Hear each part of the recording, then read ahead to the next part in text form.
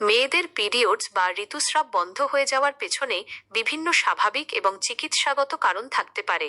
এটিকে চিকিৎসা বিজ্ঞানের ভাষায় সাময়িক বন্ধ হওয়াকে আমেনোরিয়া এবং চিরতরে বন্ধ হওয়াকে মেনোপজ বলা হয়।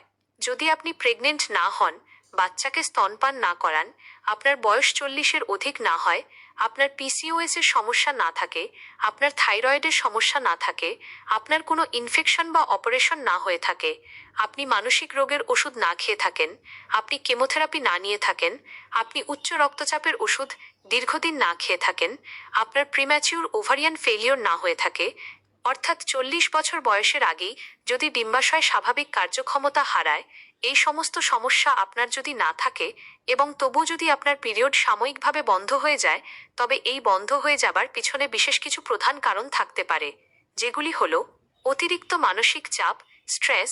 তীব্র মানসিক চাপ মস্তিষ্কের হাইপোথ্যালামাস অংশকে প্রভাবিত করে, যা পিরিয়ড নিয়ন্ত্রণকারী হরমোনগুলোকে বাধাগ্রস্ত করে।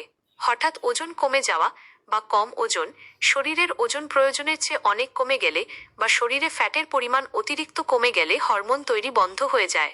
এর ফলে পিরিয়ড হওয়া বন্ধ হয়ে যায়। অতিরিক্ত ব্যায়াম, যারা অত্যন্ত কঠোর শারীরিক পরিশ্রম করেন তাদের ক্ষেত্রেও এই সমস্যা দেখা দিতে পারে।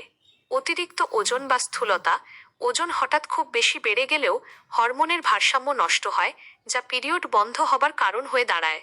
জন্ম নিয়ন্ত্রণ বড়ি বা ইনজেকশন, কিছু নির্দিষ্ট গর্ভনিরোধক ওষুধ ব্যবহার করলে বা হঠাৎ বন্ধ করে দিলে পিরিয়ড সাময়িক বন্ধ থাকতে পারে।